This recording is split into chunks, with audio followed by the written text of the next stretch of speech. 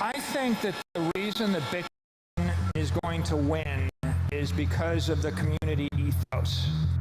I have directed Secretary Connally to suspend temporarily the convertibility of the dollar into gold or other reserve assets.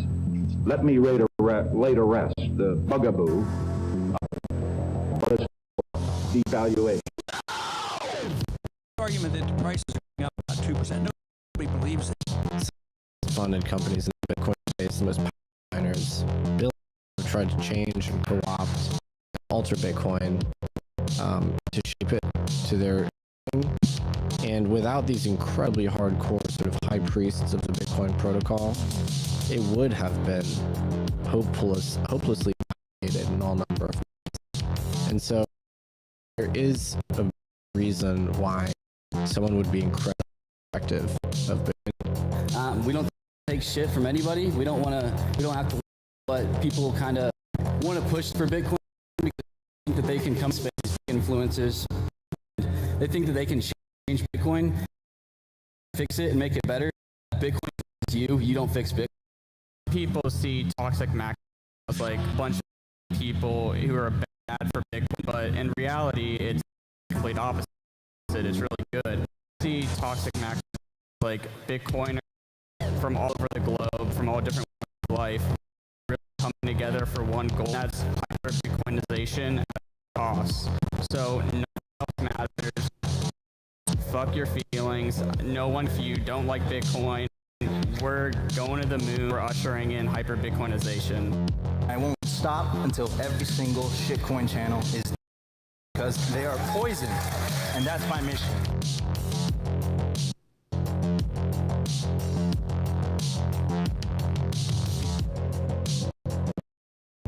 Because if there is an escape, that escape will be used.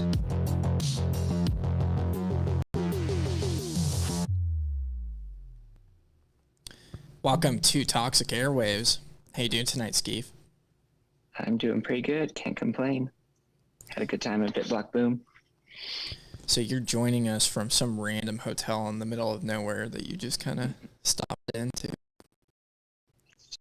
I was on my way back.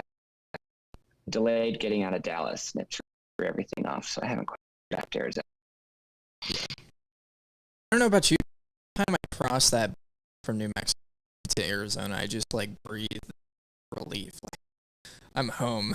Yeah. Yes. Yeah. Yeah. I was hoping to at least make it to Wilcox, but I didn't get there. Yeah. Good old Wilcox. I thought about moving out there. It's beautiful out there. Yeah.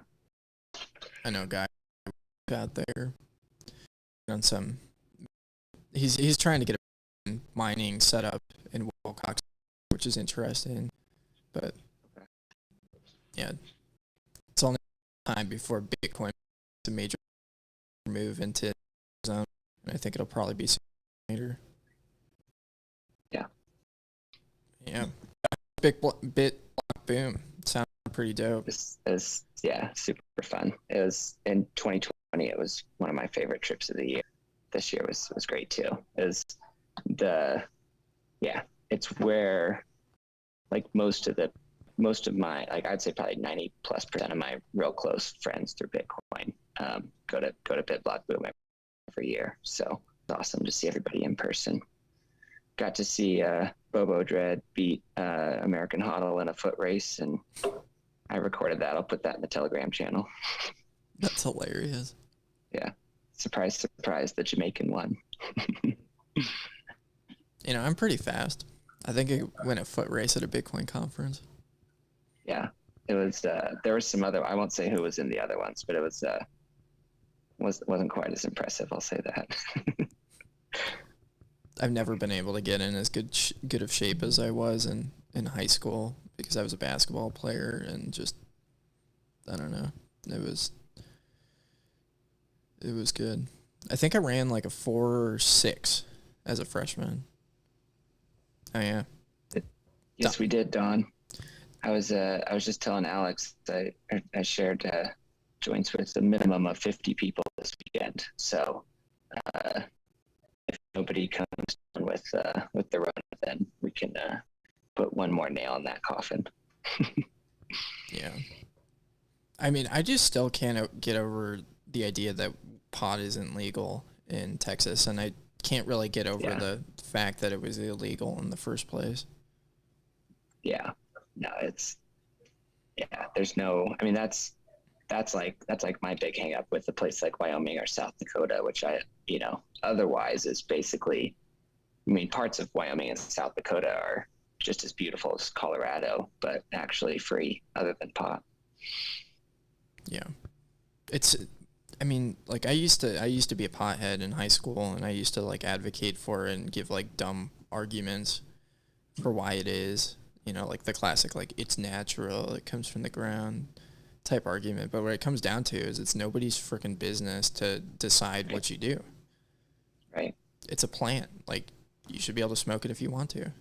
Are you putting anybody in danger when you're smoking pot? No.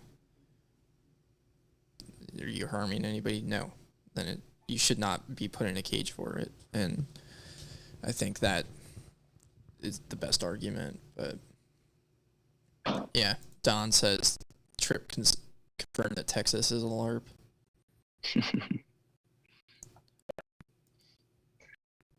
Why do you think there's like such a disconnect between liberty in the United States and like the actual legislation that's passed? But what was the first thing between what in the legislation? Like the actual like principles of liberty and what reality is here. I think it's mostly, I don't know. It's like the state has just grown continuously since 19, and it's just you keep like bringing it tighter and tighter and tighter and tighter, and it never goes the other direction. It's like, I mean, we have jokes like Reagan was supposedly this guy that was anti-government. It's like he grew the government. I mean, what he did was there was like a slightly reduced rate of growth, and most of that went towards defense spending anyway, because he was just pushing tons of money into this Cold War. So I think there's really no mechanism or incentive for them to reduce their own power. So they never do, and just keep that's why Bitcoin's so important, is because that's the mechanism by which we take away their ability to accumulate power and resources. And the only I don't know, it's like the only thing these people respond to is force and an opposing power. They don't respond to logic or reason or arguments or anything like that. I mean, we were talking about marijuana earlier. That's another good example. It's enough people getting together and saying, go fuck yourself, this is stupid, is what changed it, not lobbying politicians and any nonsense like that. Yeah, it blows my mind.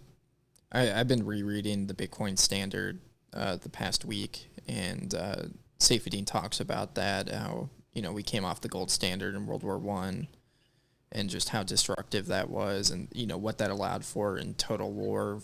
And he said, which is really interesting to think about, like how much shorter and less brutal World War I would have been if they didn't have the ability to just print endless amounts of money to fund it.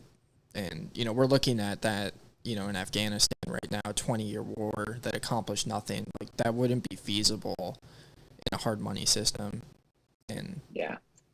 And even more so in a Bitcoin system, where the only way you can extract value is by people at scale, is by people voluntarily providing it. And so, I mean, imagine the argument of, hey, we're gonna, go fuck around in this country that, it doesn't really affect us in any kind of meaningful way, and we're soliciting donations for that. It's like they'd get like $100. Yeah. They get 2.whatever trillion, which is the amount that they say they spent on it. So it's actually multiples of that. But yeah. So somebody's asking if there's going to be a giant psyop to try and get us back into Afghanistan, and I think if there is, it's going to fail pretty bad. Yeah, I doubt that they will try. That many billions of dollars of stuff, I can't imagine it gets left behind on accident.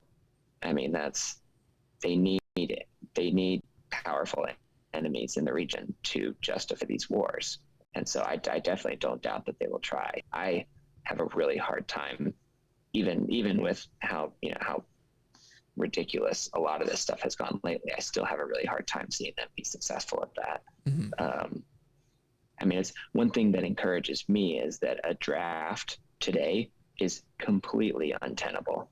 I mean, think about like a Vietnam draft today. There's no way. I mean, the number of Dodgers. I mean, I'd be in the Caribbean before they could even finish the sentence if they did a draft today. And so many people would be over, or just drive over to Mexico, hang out in Guadalajara for a couple of years or something like that. Like I've heard, there's just so many options, and especially if we're using and living on Bitcoin, even more so. Yeah, I don't think they would even go about doing a draft, because I don't think that the military, they would need the man force like they would have in the past, because I feel like war is so different now with, attacking infrastructure and waging information wars and, messing around with trade. Like, I think that we're at war with China right now, personally. Yes. And, you just see headlines of like all the, fentanyl flowing into the United States, and, kind of seeing the psyops that they're running, and like, I wouldn't be surprised if foreign powers are, supporting, different crazy dissident groups that are fighting in the streets in Portland and stuff like that, to just create and sow chaos. But I mean, they're doing things like shipping printed like dollar bills into our country to try and devalue the currency. Like that's pretty like aggressive and warlike, and it's really really interesting to watch that. I think it's different, but yeah, regardless.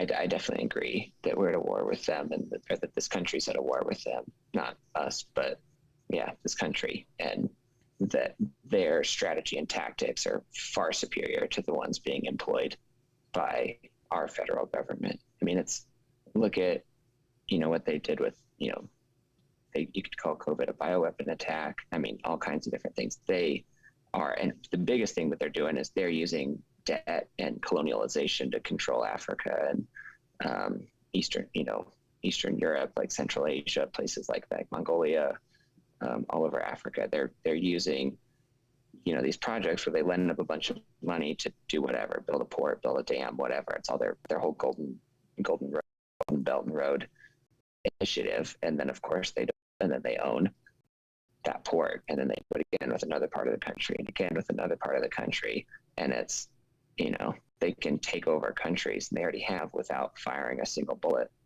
And that's, whereas the U.S. government's still stuck in 1800s level tactics, thinking you need to take over a physical country and control physical borders, and just complete out of date nonsense like that. Well, I don't know like how much I agree with that, because I think it's really difficult to understand fully what's going on from Western media, which is kind of what, we have access to. And the United States is very, like, we have banned Huawei technology here, but they're using our iPhones, they're using, our computer systems, they're using, Tesla cars, they're using all sorts of these different technologies, which can be used as spying devices. They can be used to, I think the U.S. is very, very sophisticated in it. And I think, when I look at China, I kind of think similarly to the Soviet Union, and in the way that the Soviet Union was hyped up as like this threat, when we always had the edge on them. We always had missiles close to their borders. Like if you look at the Cuban Missile Crisis, like we had missiles and, throughout Europe, right on the doorstep of the Soviet Union, and then they bring missiles to our end. It kind of evens the playing field, but it's like we're, and I think it's kind of like a similar case right now where we have the upper hand, or the United States government has the upper hand, and they have a command control economy to some degree, and it's faltering. I think COVID response has been kind of bad for them. I think the global crisis that we're in right now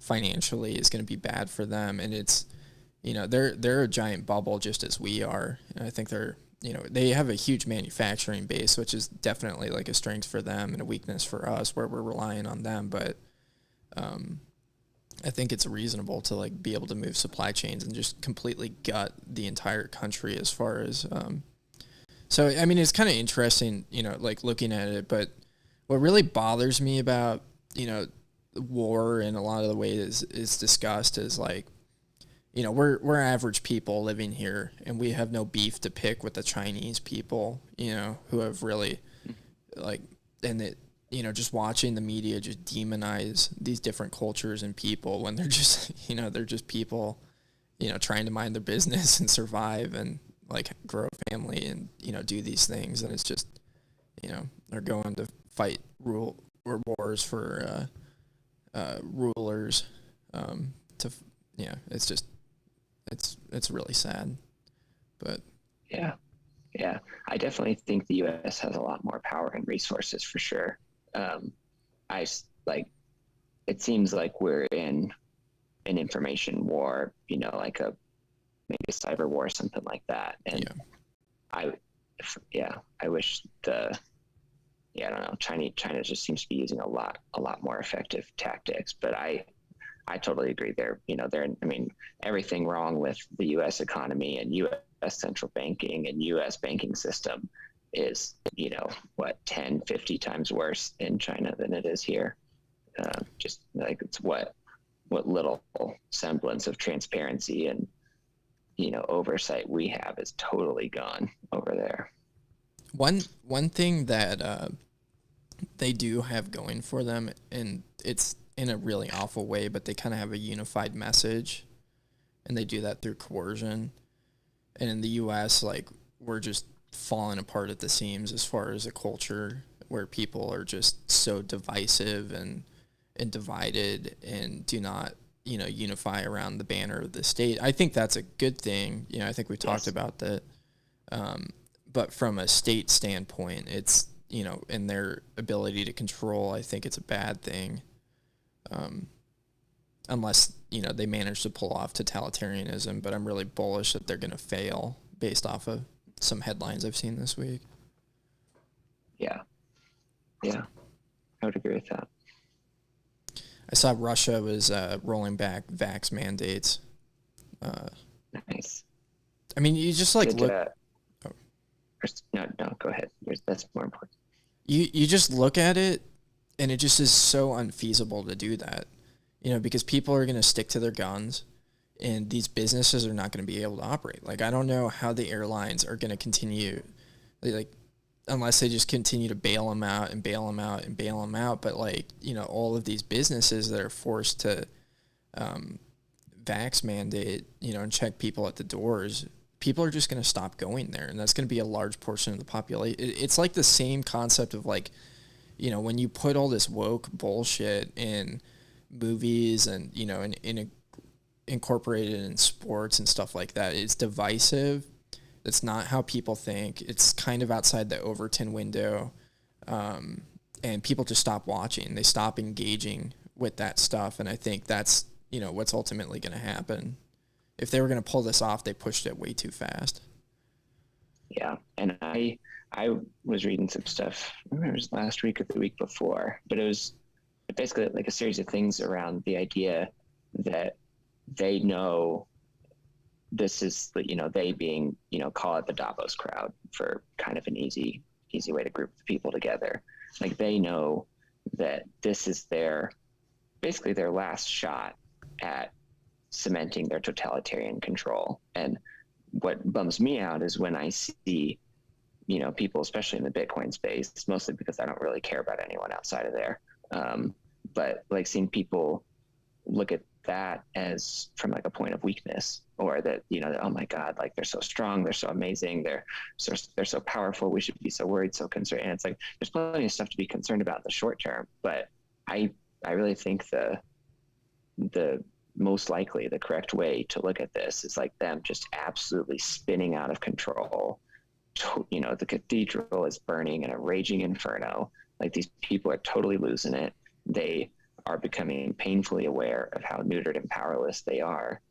And it's like, all we have to do is keep doing what we're doing. Keep our sats in cold storage, keep, you know, making money to buy more, keep building the tools, keep building meetups. You know, I'm super pumped about the Sierra Vista meetup. I missed the first one, but I'm definitely going to all the rest of them. Like doing things like that, like building the community, bringing people in who are assets, you know, which is, I think, a big part of the Sierra Vista thing, and reaching people who are interested and who are, I don't know what the right word is, who are open to kind of this paradigm, this way of thinking, and yeah, getting as many people as possible into the parallel system that we're building, I think, is super important.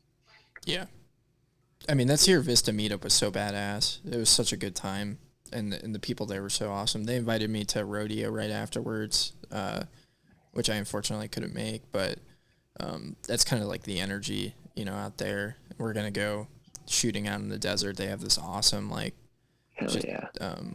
open range. It's so beautiful out there, too. I always drive through Sonoyta to get to Sierra Vista. But, yeah, those people are demoralized. You know, they've been demoralized. They've been, you know, subjected to the military-industrial complex and just at its worst, like getting bossed around by these idiot politicians. And, you know, they're seeing the implications of that and are tired of it and want out. And they see Bitcoin as a, you know, solution to that, you know, ultimately. And I think it's super dope. It was, you know, encouraging. But yeah, I was pretty stoked. Nice. Yeah, I'm excited for it. I'm so glad that got going. Yeah, we're rolling. We got a good vibrant meetup scene, and and then on the other side of it, we've got to reach all the leftists, or save the leftists that we can in Flagstaff. I don't know. There's some pretty. I mean, there's plenty good libertarians up there, but just Northern Arizona, and I just picture a bunch of granola people, but maybe that's incorrect. No, there's some. I know some pretty badass people in Flagstaff. Like the guys from Atlas Arms are up there.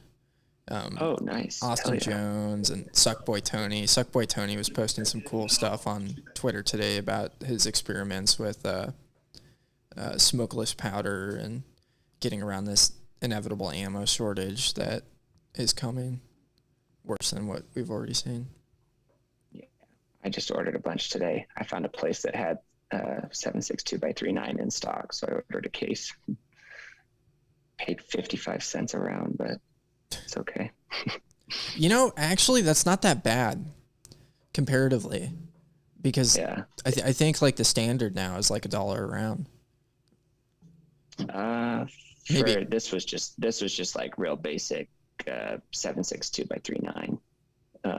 I saw it as low as 32 cents a round within the last month or so, but then the Russia announcement came out and everything was sold out. Yeah, and that's not going to get rolled back. Like, even if there's a Republican in office, I don't think Trump ever reversed Obama's gun ban from Russia either. Yeah, and you know, I love AKs, but I did get an AR just to have something that shoots 223, so I can diversify which ammo I need just a little bit. Yeah. Don keeps on saying they're making a lot of ordnance or equipment to make ordnance, but I think, I mean, we just see it. The government has a money printer, and they can just buy up all the ammo and make it inaccessible for normal people. I think that's their strategy at this point, because they can't get away with an outright ban. But,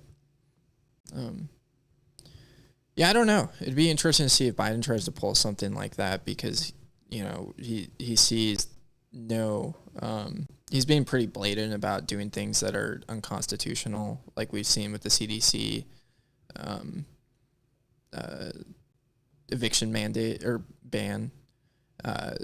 They ruled it unconstitutional, and then he just implemented it again. And then they ruled it unconstitutional for the second time. It's like, what's the point of the Supreme Court? You know.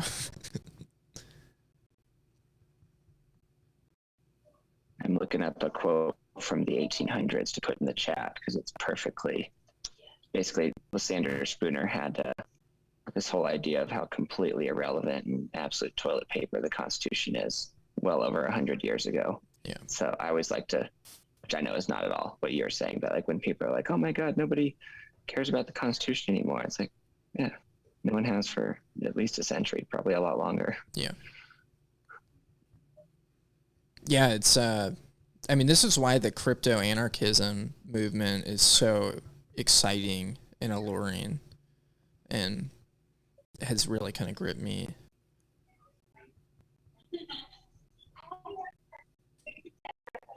There we go. Oh, it's too long. Don said that there's a vet he works with that ordered them to dump pallets of ammo in the sea. That's pretty funny. I could totally see that. What? Oh my goodness. But Does he have coordinates for that? Can we go scuba diving? Yeah. But whether the Constitution really be one thing or another, this much is certain that it has either authorized such a government as we have had or has been powerless to prevent it. In either case, it is unfit to exist. And he wrote that down in 1871. Yeah. Well, I think like looking at it from kind of an objective standpoint, it's failed. And I say that because it's just not being followed in any regard. But it was pretty revolutionary at its time. And I think, today looking forward, there's some truth that was presented in the Constitution. And, we can use technology to really protect that. And it's funny. I guess there's a bill to ban 3D printed gun schematics on the House floor right now. And, that's incredibly unconstitutional. That's against, the First Amendment. But we know for sure that that's never going to be followed. Like, nobody's going to give a shit about that. There's people, they haven't been able to stop anything. They can't stop warrants. They can't stop. And that's, I think, the signal there. And I had a lot of some conversations this weekend with people who, think we need to call politicians, all that kind of nonsense.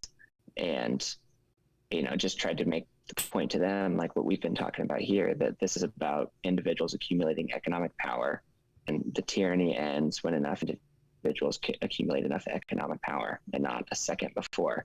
And so, and it's like, and part of that's using, building and using tools, like torrenting, like file sharing, and all.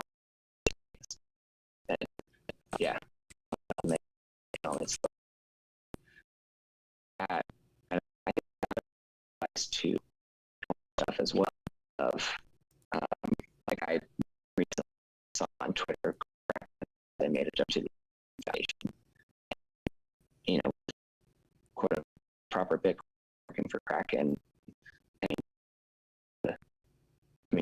In my donating to the Ethereum Foundation is like, donating to someone who, I don't know, it's just like the fundamentally, I'll use a bad example, but it's a fundamentally institution that's rapid, that's slowing down the process of ending human slavery. And it was 250 grand, so it was a rounding error, but it's just, I don't know, I think we need to view these institutions as, I think as fundamentally destructive and evil and very bad for humanity.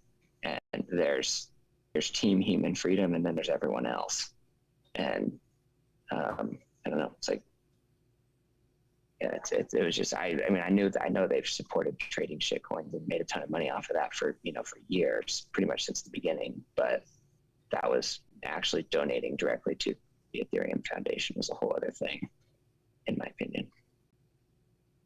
Yeah. I wonder when Kraken's going to support integrating Lightning. I know that I've never used Kraken, but Pierre came out a long time ago saying that. And Lurk's talking about Pierre in the chart. It'd be interesting to see what his thoughts of it are. But yeah. And it's that's another good example, because them not supporting Lightning is purely a business decision.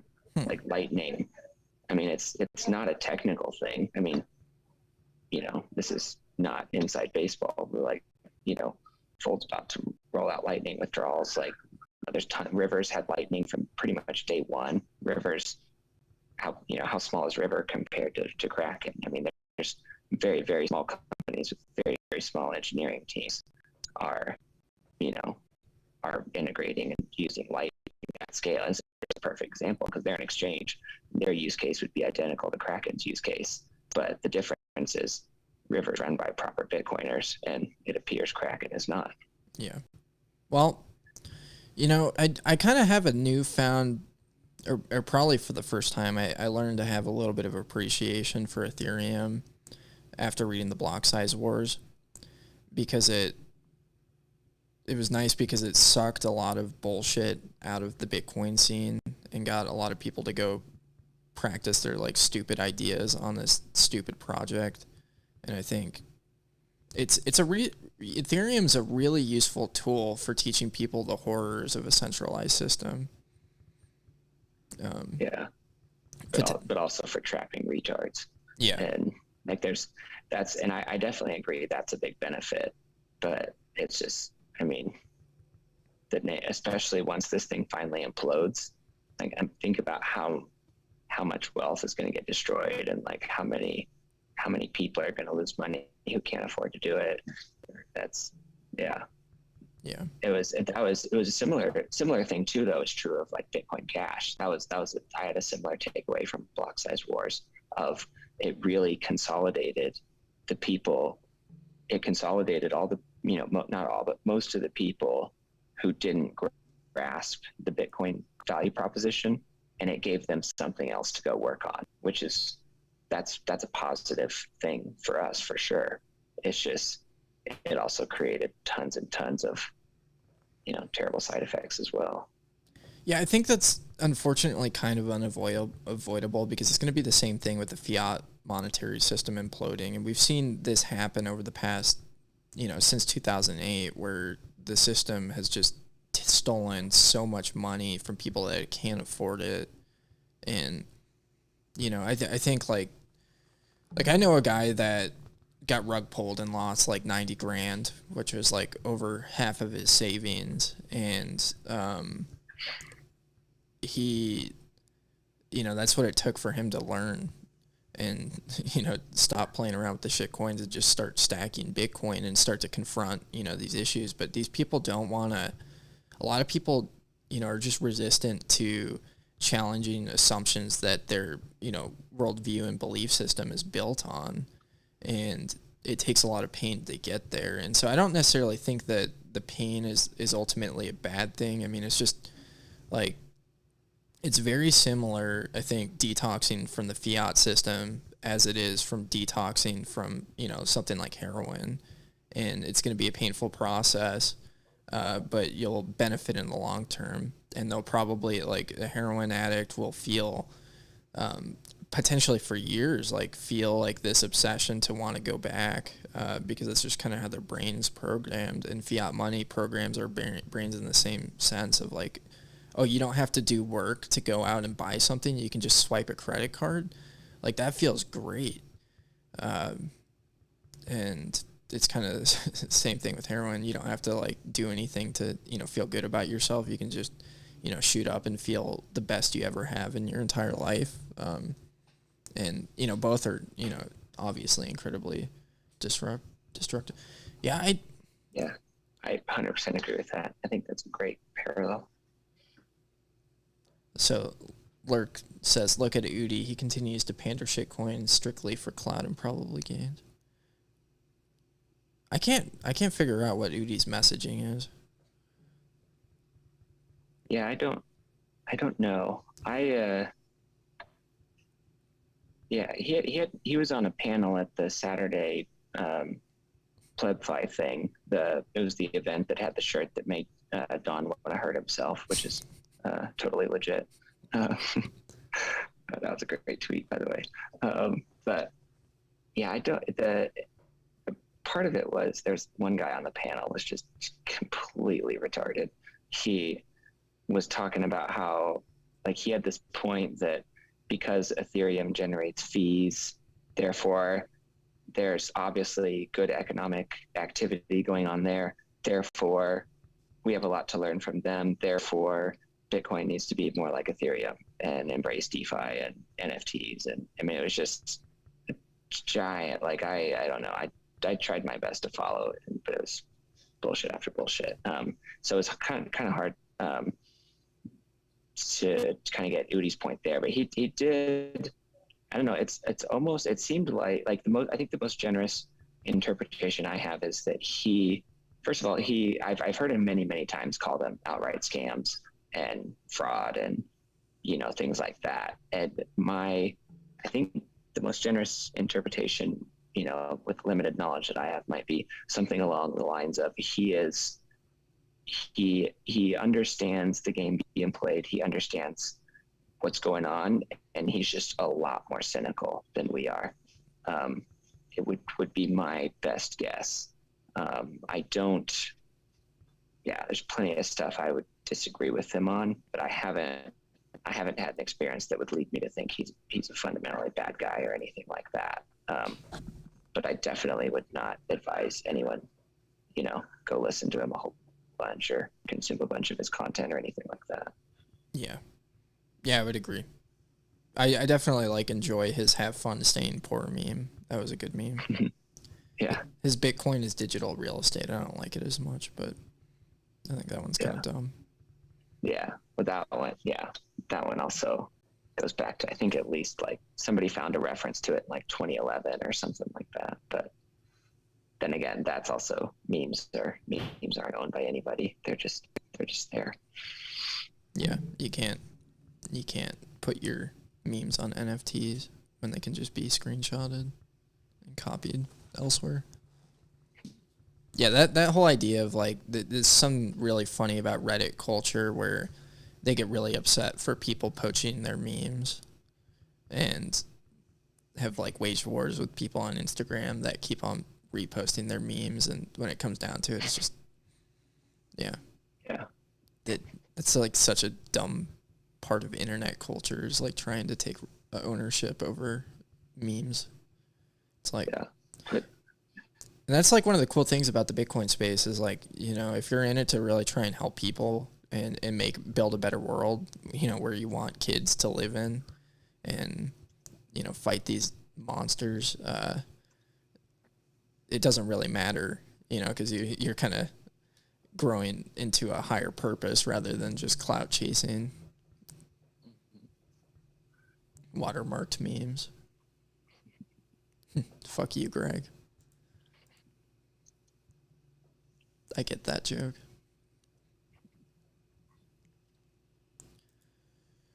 But yeah, it's going to be interesting looking. I'm actually feeling kind of optimistic about it. I know this is going to sound dumb, but I'm feeling optimistic about the Libertarian Party in the next couple of years. I mean, the fact that we've been getting the governor candidate to at least show up to a Bitcoin meetup is huge.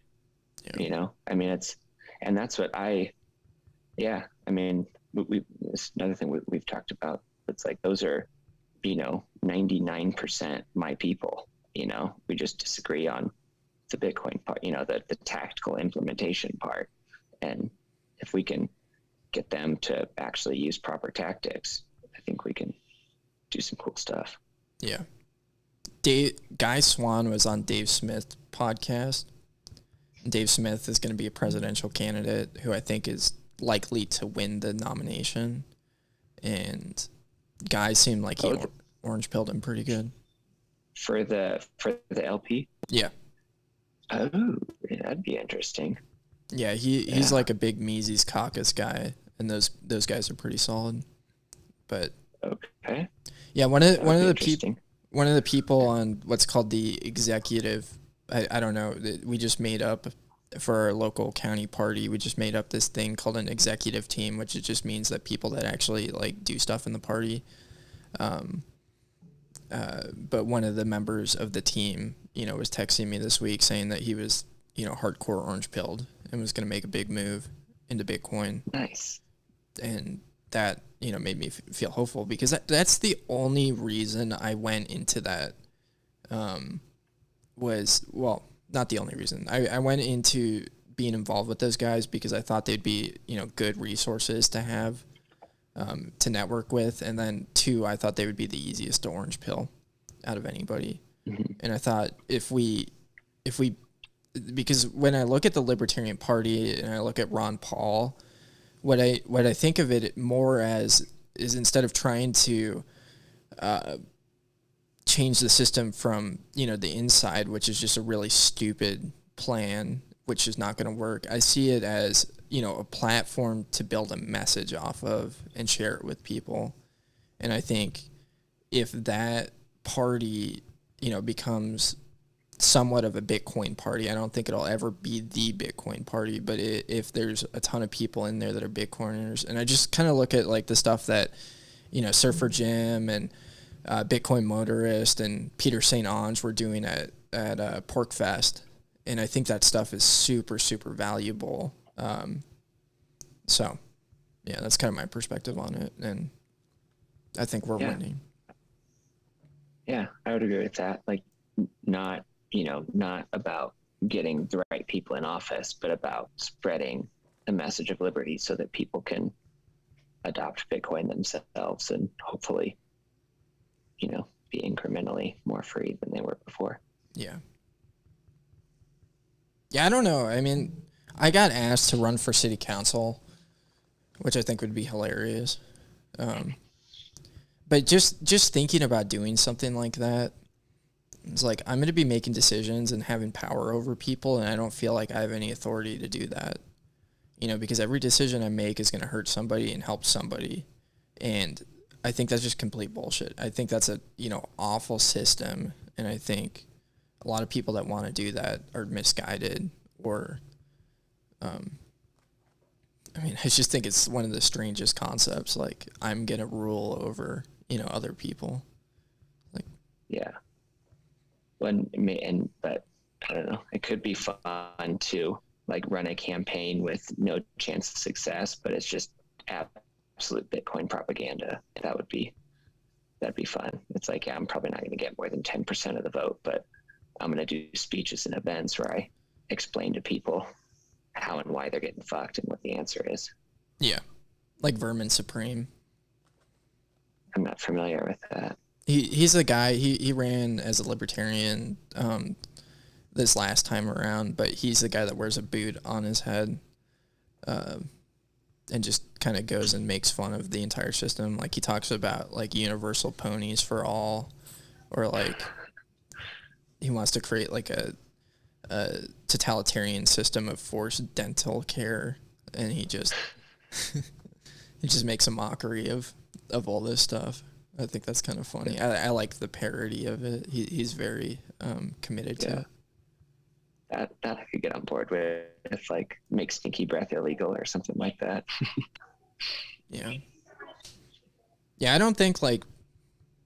So it's kind of interesting looking at the general populace right now. It seems like a lot of people are kind of walking around in a coma and acting very reactionary and not very lucid.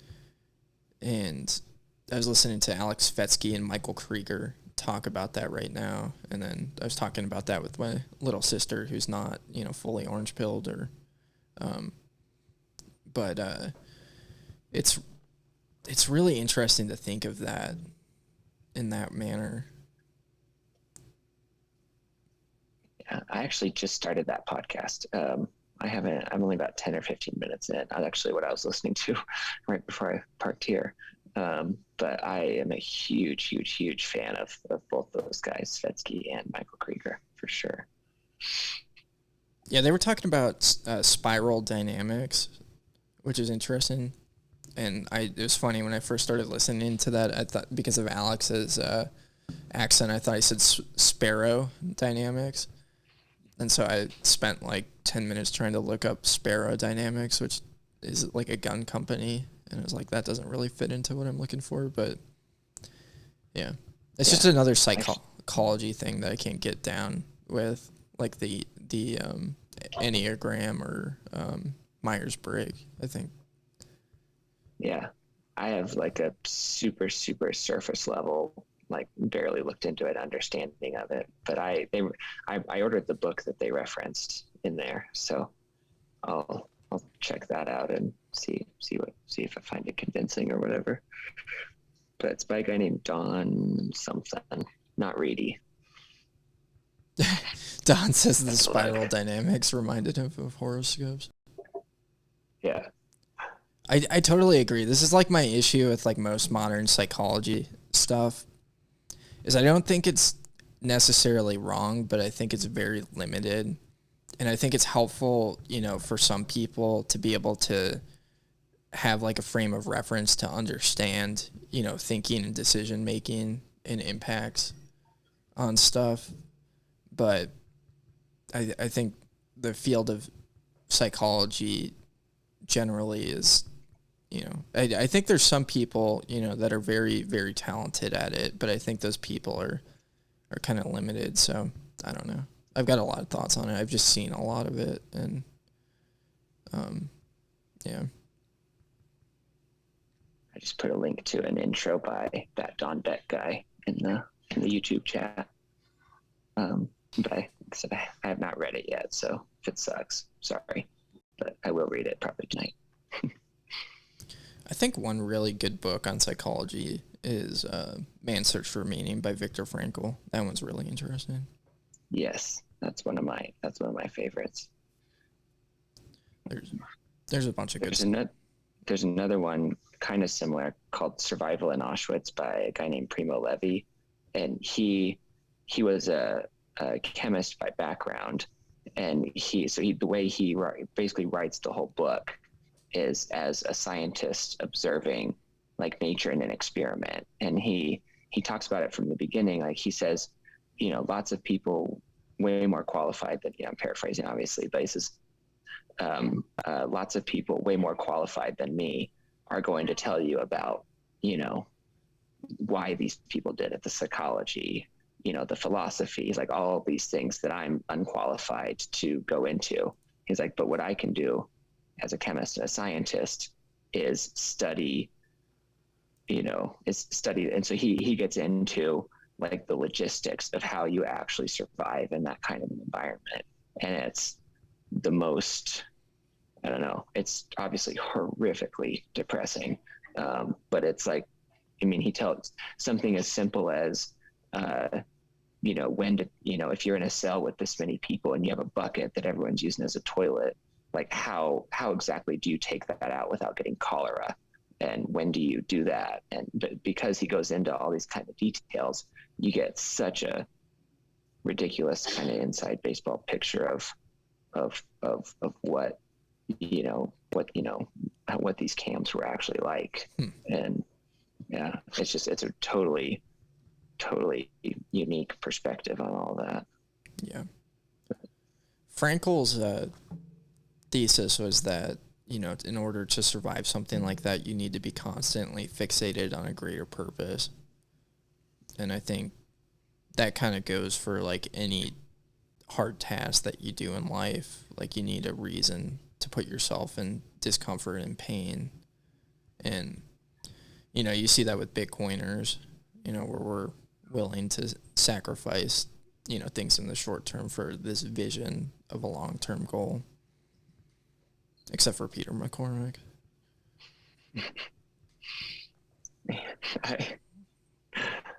He's so fucking stupid. I made that new Twitter account, and the first thing I did was mute Peter McCormick because I just cannot stand that guy. I can't stand listening to him. But He's just the Piers Morgan of Bitcoin. Did you ever see that debate between Piers Morgan and Alex Jones? no, I did not. It was fantastic. I'll have to check it out. Alex went ballistic and just started screaming at him and like challenged him to a boxing match. And yeah, because I know Piers is big on gun control. Or well, he's not big on gun control. He's just European on gun control. Piers is a cuck. I'll just Yes. say that. But what's funny about Piers is he got a lot of heat recently for criticizing the Royals, which I think is hilarious. Oh yeah. Like that's where they're at in the UK, where that's like edgy and like anti-establishment. If you like criticize the royal family, ooh. They're a bunch of inbred occultists. That's what they are. Yeah. Maybe Satanists too. Who knows? Wouldn't be surprising. Yeah, this is something I like to bring up with people. Like a lot of people like to think that there's no possibility that these people in high positions of power, are into the occult and stuff like that. And one thing I like to bring up with them is, what the Nazis were doing in Operation Paperclip, and like how a lot of those same people were brought over here. And I don't know if we can like definitively say like, Hillary Clinton is doing this, but it's not unreasonable. But what it comes down to at the end of the day, like people, I think it's important to acknowledge how evil these people are in positions of power, regardless. And for some people, I think that's like, the way that they view evil. But, for others, it's just like admitting that these people just do not care about human lives and want population control and want to manage people in constant poverty and just take all their freedoms away. But, yeah. I just dropped it in the YouTube chat, but there's a really good series. It's about 9 hours long, but it's called Demystifying the Occult by this guy named Mark Passio. He's the same guy that did that Decoding the Matrix video that I posted. I think we talked about a couple weeks ago or something. But that's very neat. He's a guy who has done an insane amount of research on all this kind of stuff. Yeah, I'm a fan of his. Yeah, he's really interesting. I watched that. And he's a proper anarchist too. Like he comes from a very similar worldview as somebody like Larkin Rose or the guy that wrote Most Dangerous Superstition. Like comes at being an anarchist from a fundamental kind of moral framework position, which is also mine. So therefore I like it. Confirmation bias. Yeah. Yeah, what do you think about the left anarchists? It's historically that's where anarchism came from. Like I don't know. I've never been able to understand how they achieve their ends without state control. Obviously, a lot of them think that that's possible, and so I think it's. Yeah, I don't know. I don't know where exactly the fundamental difference is. If it's like implementation and how that works, but or if it's. Yeah, I guess because my best guess is that because a lot of them are very they're making bombs, like they're violent, like they're very committed to the overthrow of the state, and my best guess is that were that to ever be achieved, they would be extremely disappointed with the outcome, because the outcome would be competence-based hierarchy and all these wonderful things that Bitcoin enables. It would not be everyone being equal. It would not be no more hungry people. It would not be no more poor people. These kinds of things that they seem to value. Yeah, that's really interesting. I mean, I think like if they were going to implement something like that, I think to just go off and like build a commune would be pretty reasonable. Mm-hmm. Yeah, and that's what a lot of them have done. Like there's been hippie communes over the year, and that's, yeah, that for me, that's why, I kind of keep going back to the dividing line is, are you trying to control someone else or not? I think that's the fundamental question. If somebody wants to create a group of people that read Karl Marx all day, but they go out in the forest and just kind of do their own thing, the hell do I care? Like, go for it. As long as you're not, as long as hurting kids isn't part of what you're up to, I can't imagine why I would have a problem with it. And so, which unfortunately, a lot of those groups do hurt kids, but that's a whole other thing. But I don't know. And so I'm optimistic that, that we'll develop systems that just eliminate the state, and there's no need to convince a bunch of people. I've already shared my thoughts on the mob plenty here. I won't go into that, but that we can create, that parallel society, and we can create all of these, beautiful, wonderful systems and places, and people can opt into that or not. They can make that decision. Yeah, I'm super excited about that, and that's happening, and it's happening in big ways right now. And I think that's where it's really exciting. The Libertarian Party is having a meeting tonight, right now, about homeschooling and the importance of getting your kids out of school, which I think is super dope. Hell yeah. I'm a little bit bummed I couldn't make that one, but that's such a huge paradigm shift. There's such a big movement happening in Pima County and in Arizona in general to do that, to just, these schools are just so terrible. And but yeah, I think we're doing a short show tonight, because you still got some driving to do. A little bit. Yeah, we'll kind of start wrapping up. Do some shout outs. So Isaiah Jackson, the author of Bitcoin and Black America, is going to be in Phoenix tomorrow night. So I'm pretty stoked about that. I got to go on his show on CoinDesk, and we didn't talk about shit coins at all, which is good. I got to throw a couple jabs in. But yeah, I'm stoked he's coming out. I think he's got a pretty powerful message. And it's good to hang out with the Phoenix crew. I like those guys a lot. See Santos and Russ and Steven, maybe Kelly. Yeah. Trying to think. That'll be a great event. I'm trying to think of other things. Got to see Kelly at Bit Block Boom this weekend also. That's fun. Nice. He said he wants to come down for one of our shows. So that'd be cool. Fun. He said he was going to wear a tinfoil hat sitting in between us. That'll work.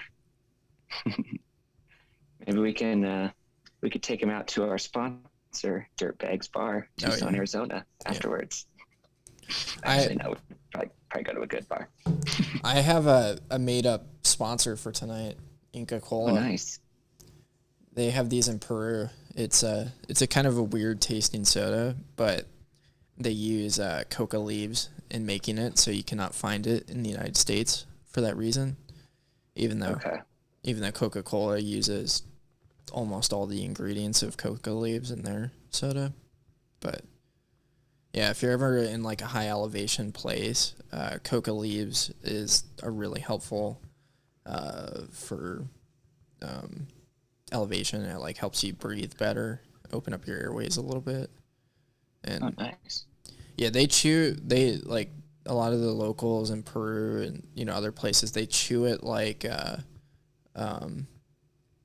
AK-47's had Inca Cola. Yeah, they chew the coca leaves like tobacco when they're up there in the mountains, which is kind of interesting. It doesn't it might have a similar effect as caffeine or ginseng or something like that. Not super intense, but yeah, sponsor, while we're on the topic of stupid laws, banned a plant. Inca Cola and Dirtbags Bar, the best place to meet your future ex-wife in Southern Arizona, at least. I talked to some of the people that were in Colombia recently, and the one guy told me a story of, he said, you just like walk down the street and some random person will be like, hey, you want to buy candy? And like, no. And I was like, oh, how about cocaine? And he'll flip the thing over and there's just like bags of blow everywhere. Like he said, you can just find it absolutely everywhere. So I've never tried it. I have no desire to, but I thought that was a hilarious story. Yeah. That happened to me in Nogales one time. Not that intense, but there was a guy, I was looking for like a cowboy hat, and I went and like haggled with some guy for, like 5 minutes, and he didn't come down to the price I wanted, so I just left. And he chased me around the streets, and we would like kind of bump into each other and then like walk off and then bump into each other. And every single time we met, he would progressively, raise up the illicit activity that he was offering to me, which was kind of funny. But yeah, you can get into some trouble out there. Yeah. Wouldn't ever encourage cocaine use, but if that's your thing, to thine own self be true. Probably moderate it a little bit, but yeah. Zarn, you're hopping in late. We're wrapping up. I'm trying to think. I had one thing. I'm going to be going out to Omaha, Nebraska next week. I'm kind of stoked about that. I think it'll be good. I think sounds like they're doing a good push of Bitcoin education and meetups in the Midwest. I think that's a region that has a huge area to grow, so I'm pretty stoked to get out there. I think Swan Bitcoin is working on like a meetup directory of sorts, which I think is kind of interesting. But I think the way to do it is to do it the way that the Orange County group has done it, the way that Tucson or the Arizona scene has done it, where you create like a network of groups to kind of work and pool, resources together and fend off the shitcoiners collectively, voluntarily. Yeah. Yeah. But yeah, cool. You got any shout outs to end it? I don't think so. I guess maybe while we're talking about Bitcoin networks, OC Bitcoin Network, I'm going to try to get out there again in the next month or so. That'd be fun. Go see all those wonderful people. I love that group. If anybody's in Southern California, definitely look them up and try to get to some of their events. Yeah, I'm actually, now that you bring it up, I'm going to be in a month. I'm going to be in San Diego, so I'm going to hit up some of those guys and maybe have an impromptu event. But yeah, I'm pretty stoked That'd be about cool. that. Yeah, let me know when that is. I might head out there at the same time. So it's Yeah.